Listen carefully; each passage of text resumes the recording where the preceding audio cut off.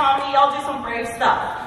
I honestly think some of the bravest stuff, though, is some of the more nuanced things in this movie that are bringing to light, sexuality, gender identity, and the intersection of our Asian American community. And we're in the Castro district of San Francisco. So I really want to ask, your character identifying as bisexual, and Sabrina, your character and yourself identifying as non-binary, what was that like bringing it onto the stage?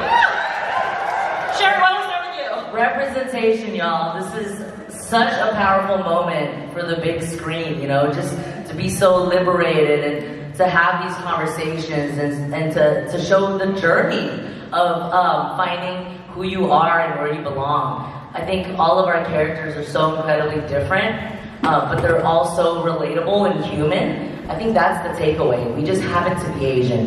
These cultural specifics are just a plus. Everyone will watch this film and feel seen and heard in some way, shape, and form. So Lolo is just a breath of fresh air, and I feel so honored. Love Lolo. I'm a Lolo. Could you tell? I can tell, honey.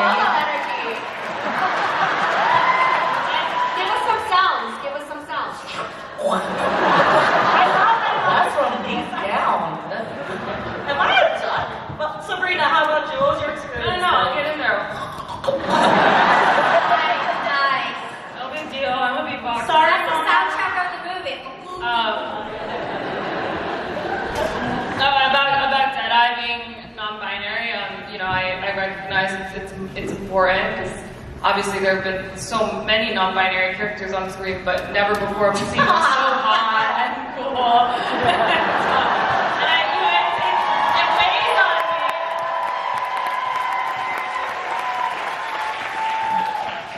Oh, do you want more? Please unpack all your traumas in front of us. Or please do not, Sabrina. But Sherry, I think we do have to say goodbye to you. I'm so sorry. We love you. Wait, how long are There's gotta be a jet flight later. That's insane. Okay, all right, let's keep going. So, Minutes or seconds? minutes, we got 5. All right, so one of your first public screenings since your premiere at South by Southwest, which got incredible reviews. I just want to let's do a temperature check. How does it feel to, let the public slowly see this in front of a mainly, let's be real, Asian American audience?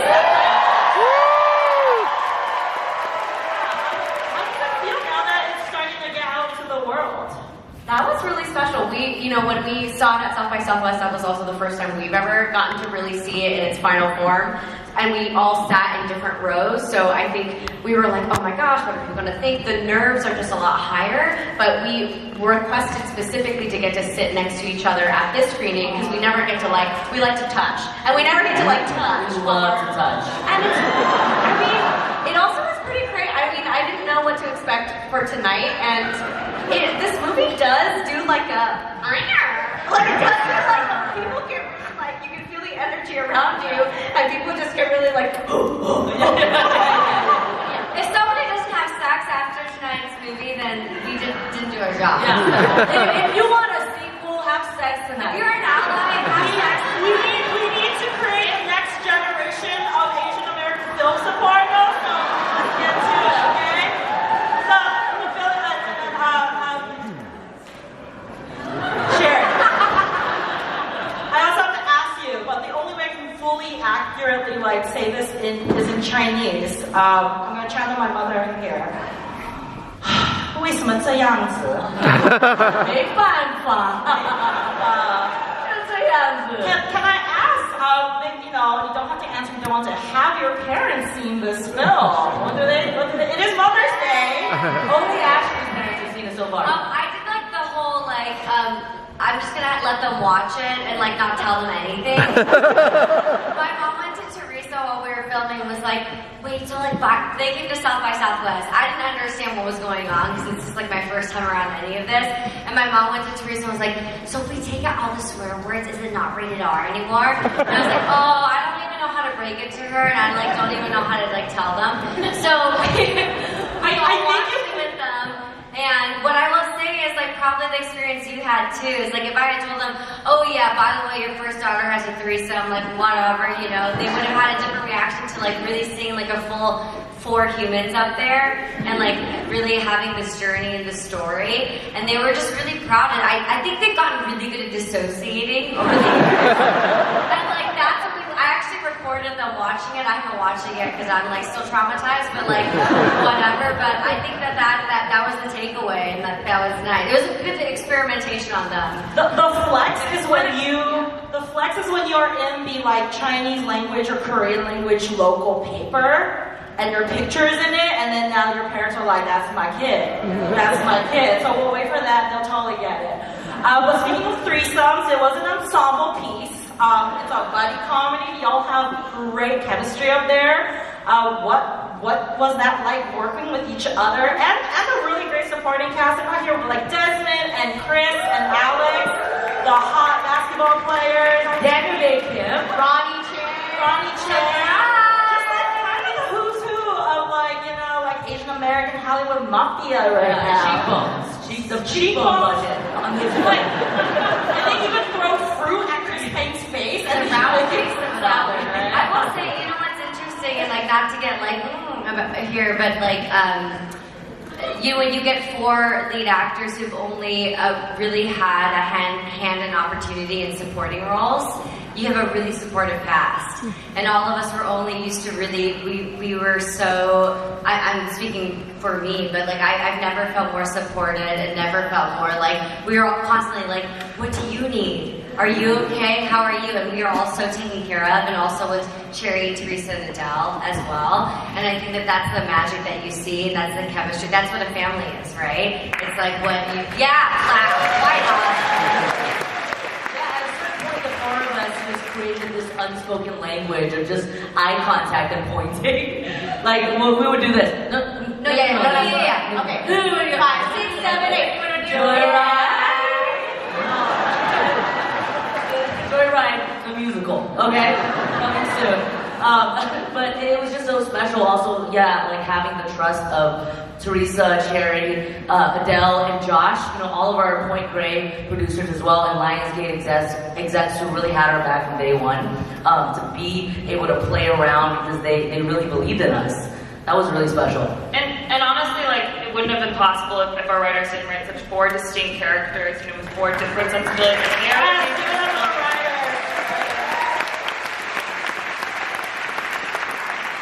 It'd be great if we got some fair contracts or whatever. Hashtag WGA strong. And well, Sabrina, you yourself are a writer as well as a stand-up. So what was that like coming from, you know, maybe a different form of stage or kind of behind the scenes and now really in front of the camera? Look, I love y'all. Y'all were incredible. Ashley, you carried this movie emotionally. Stephanie, incredible, right? Nominated. Sherry, amazing. But like, did I steal a lot of scenes? So kind of first time in front of the camera on the scale, what was that like? It was no big deal, it was easy.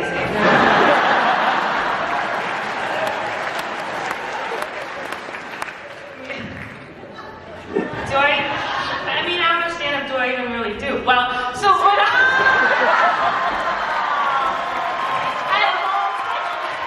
and like a true stand-up, I'm actually pretty proud of that. I actually have done that before.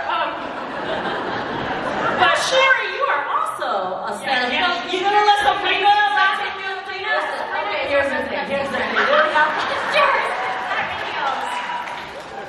I'm hot and funny, okay?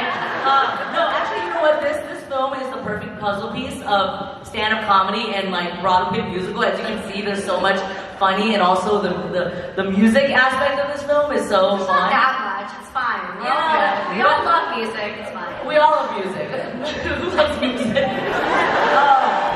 But I want to say something I've been saying every single time is that Sabrina has really been our best kept secret until this film comes out July 7th. Sabrina was at Harvard the year before we shot this movie, so.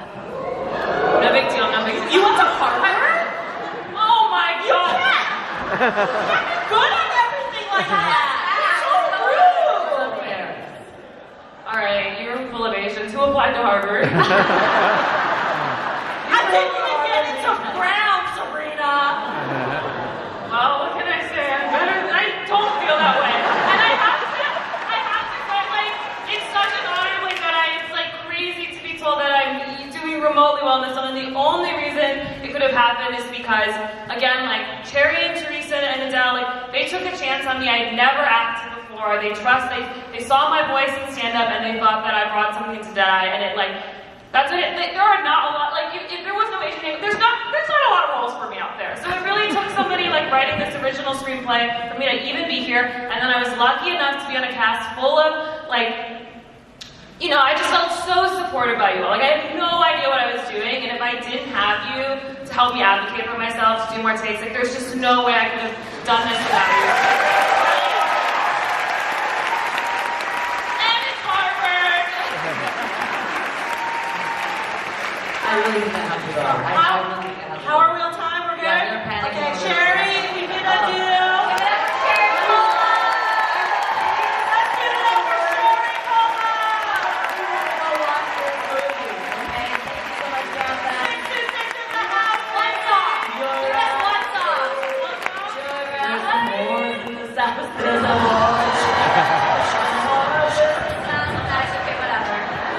That was honestly, that was Sabrina. Okay, wait, do we want a picture of us standing up at all before I leave? Why don't you guys grab a quick shot You know me, together? always get the photo op. Picture real quick, you know me, you know me. Sherry, The wait. sense of Shanghai.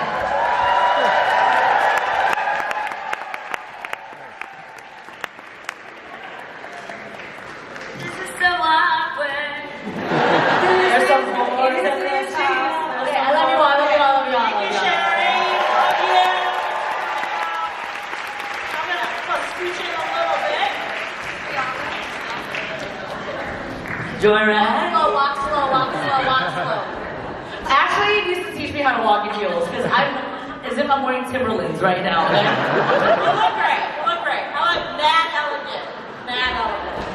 So I think at this time we'd love to open to Q&A. I'm gonna ask one more question, but if you have a question you'd love to ask our amazing cast, feel free to line up in the middle. Our house managers will have some mics. But you know, we have so many musical elements. Stephanie and Ashley, you guys obviously come from Broadway, some incredible caliber Broadway stuff. And you guys are in an a cappella group in this movie. So I'm wondering, and you know, she made you sing WAP with the Asian version. So I'm wondering, was that always in the script? What did you bring that in? Where you're like, after you were cast as, you know, they're like, we gotta utilize this talent. I think WAP was in the script. It was amazing because Adele and the producers wrote to the original creators of the song and asked if we could use the song in the same way of embracing and taking control of our identity in the same way that they did, and they gave their blessing. But me and Stephanie have like 80, if not 1,000 different takes of us trying to get through that acapella song. I think we made it. I don't remember. I think we made up a little ditty. I think that was like. Yeah, they were like, we wanted it to be like deep in the night, and we were like, we got it. Like, and we couldn't get we couldn't get through it. So we are happy to bring that little like Easter egg to it all. But like, I think one of the fun joys of it, because it felt very much like group project all throughout, was like that music video that you see that I still can't believe is theirs. We would we would film Monday through Friday, and then every Saturday we would rehearse with our amazing Vancouver dancers and choreographer and try to figure out what this like dance was or whatever. So it was fun. That's great. I would be. What do you think the group's fan club would be called? Because every great K-pop group has a fan club. So, what is your fan club going to be That's called? up to the fans. I think we need one. Maybe like, well, because our band is Brownie Tuesday, so maybe it's like baking pans. Nice. Yes, that is my intuitive go-to. And so, like I've been saying, I got a little bit. So you heard it here first. The fan club is officially called the Baking Pan. I'm gonna need someone to make the IG, someone to make the Twitter, someone to make the TikTok, and someone to start making shirts. All right, we gotta get this done by July 7th when the movie comes out live. I think there's gonna be a change in the marketing team. I have a feeling. All To right. me. I love you. All right. Do we have any questions from the audience? It's fine if you don't, whatever. They're just so starstruck, Ashley. This is a lot of us haven't been out in 3 years, so this is the first like in-person gathering. No questions? Someone's running mic? Over here on your left. Okay, yes. The lights. Yes. I'm just What is your question? I'm just curious as to how this film ever got made. I mean, it's such a unique dialogue and such that. How was this film ever made in the first? Who okayed it?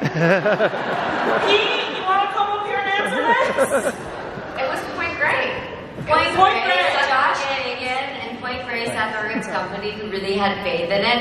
And isn't it amazing that a studio like Lionsgate was like, this movie has to be seen by audiences in a theater in this way. That's so good. So shout out to Seth Rogen, Evan Goldberg, the Point Grey team. Josh Hagan, all of Lionsgate. They're great. I'm being so annoying, but obviously also the writer.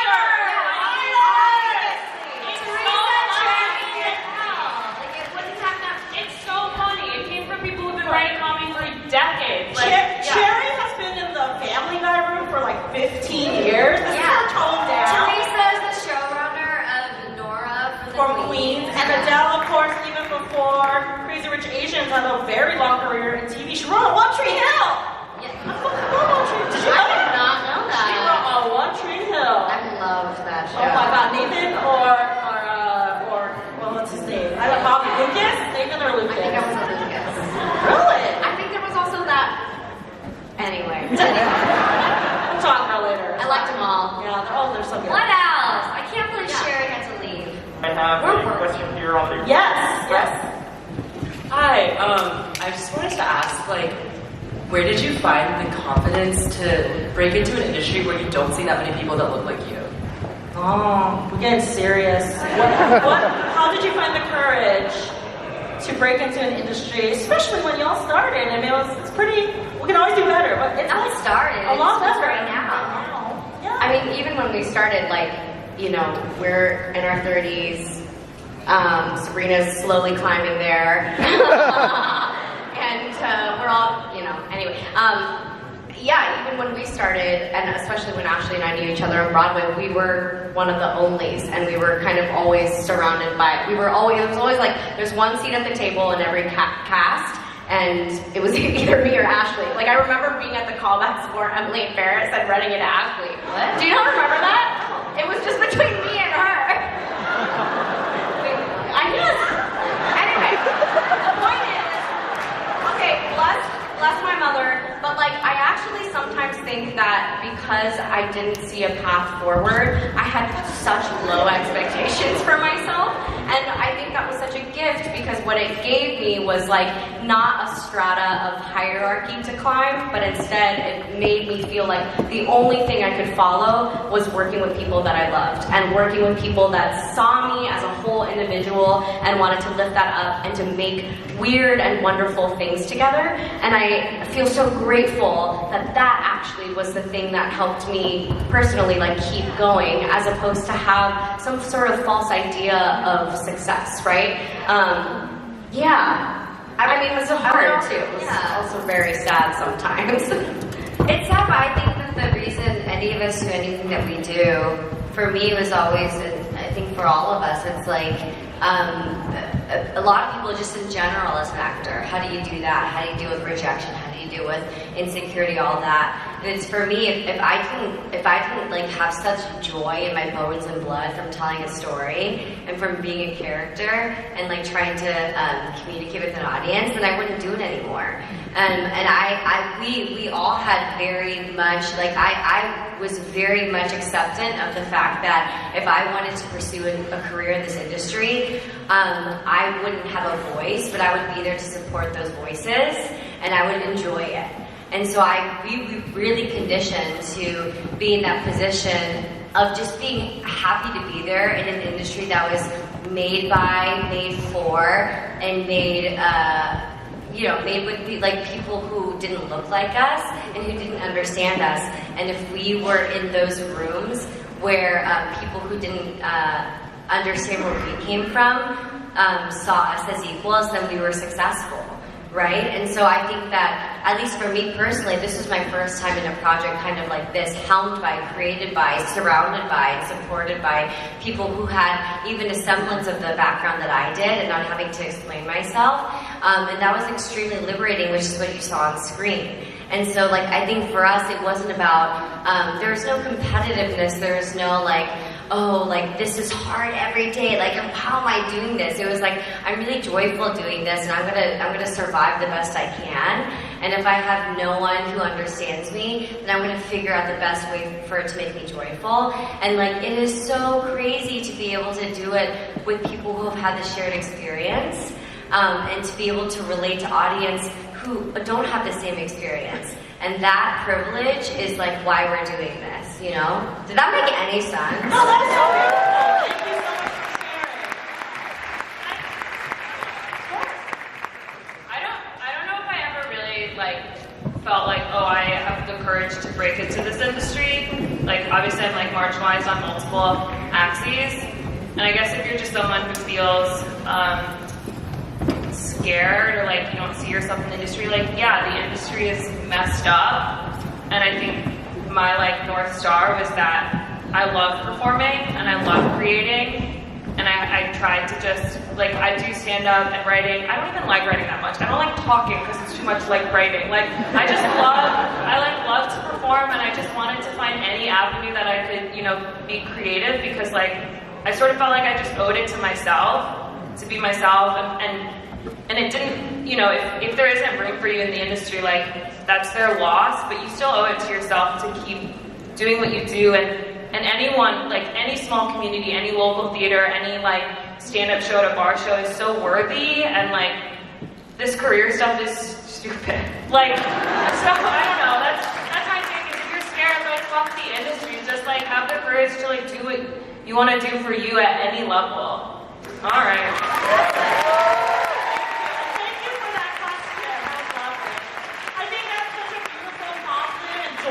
To end on. So I want to thank our amazing cast. Again, much love to Sherry.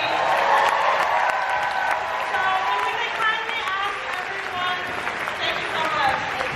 Yay! Thank you so We much. could kindly ask everyone to stay in their seats. We do need to we gotta get them going places. So everyone